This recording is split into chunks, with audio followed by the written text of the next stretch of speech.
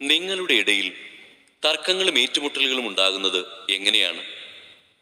നിങ്ങളുടെ അവയവങ്ങളിൽ പോരാടിക്കൊണ്ടിരിക്കുന്ന ദുരാശകളിൽ നിന്നല്ലേ അവയുണ്ടാകുന്നത്? നിങ്ങൾ ആഗ്രഹിക്കുന്നത് നിങ്ങൾക്ക് ലഭിക്കുന്നില്ല. നിങ്ങൾ കൊല്ലുകയും അസൂയപ്പെടുകയും ചെയ്യുന്നു, എന്നാൽ നിങ്ങൾക്ക് ഒന്നും ലഭിക്കുന്നില്ല. നിങ്ങൾ വഴക്കിടുകയും യുദ്ധം ചെയ്യുകയും ചെയ്യുന്നു. നിങ്ങൾ ആവശ്യപ്പെടുന്നില്ല, അതിനാൽ നിങ്ങൾക്ക് ലഭിക്കുന്നില്ല. ചോദിച്ചിട്ടും നിങ്ങൾക്ക് ലഭിക്കുന്നില്ലെങ്കിൽ അത് നിങ്ങളുടെ ദുരാശകളെ തൃപ്തിപ്പെടുത്താൻ നിങ്ങൾ തിന്മയായിട്ടുള്ളവ ചോദിക്കുന്നത് കൊണ്ടാണ്. വിശ്വസ്തത പുലർത്താത്തവരെ, ലോകത്തോടുള്ള മൈത്രി ദൈവത്തോടുള്ള ശത്രുതയാണെന്ന് നിങ്ങൾ അറിയുന്നില്ലേ? ലോകത്തിന്റെ മിത്രമാകാൻ ആഗ്രഹിക്കുന്നവൻ തന്നെ തന്നെ ദൈവത്തിന്റെ ശത്രുവാക്കുന്നു. നമ്മിൽ നിക്ഷേപിച്ചിരിക്കുന്ന ആത്മാവിനെ ദൈവം അസൂയയോടെ അഭിലഷിക്കുന്നു എന്ന തിരുവെഴുത്ത് വൃഥ ആണെന്ന് നിങ്ങൾ വിചാരിക്കുന്നുവോ? അവിടുന്ന് കൃപാവരം ചൊരിയുന്നു. അതുകൊണ്ടാണ് ഇങ്ങനെ എഴുതിയിരിക്കുന്നത്: ദൈവം അഹങ്കാരികളെ എതിർക്കുകയും എളിമയുള്ളവർക്ക് കൃപ കൊടുക്കുകയും ചെയ്യുന്നു. ആകയാൽ ദൈവത്തിന് വിധേയരാകുവിൻ, പിശാചിനെ ചെറുത്തു നിൽക്കുവിൻ, അപ്പോൾ അവൻ നിങ്ങളിൽ നിന്ന് ഓടി അകന്നുകൊള്ളും. ദൈവത്തോട് ചേർന്ന് നിൽക്കുവിൻ, അവിടുന്ന് നിങ്ങളോടും ചേർന്ന് നിൽക്കും. പാപികളെ, നിങ്ങൾ കരങ്ങൾ ശുചിയാക്കുവിൻ.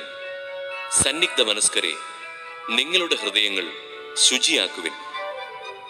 ദുഃഖിക്കുകയും വിലപിക്കുകയും കരയുകയും ചെയ്യുവിൻ.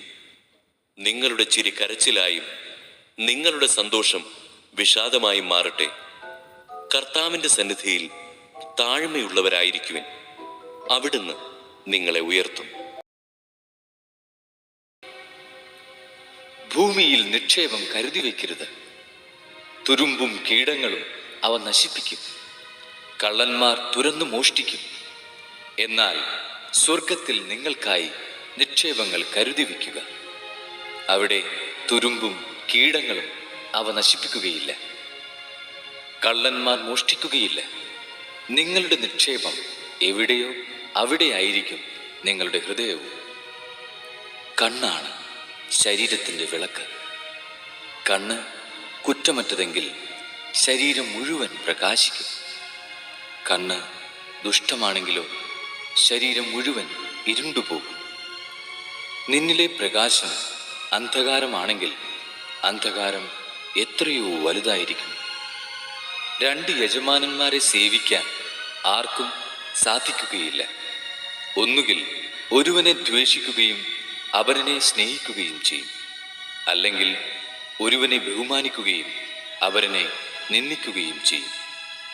ദൈവത്തെയും മാമോനെയും സേവിക്കാൻ നിങ്ങൾക്ക് സാധിക്കുകയില്ല.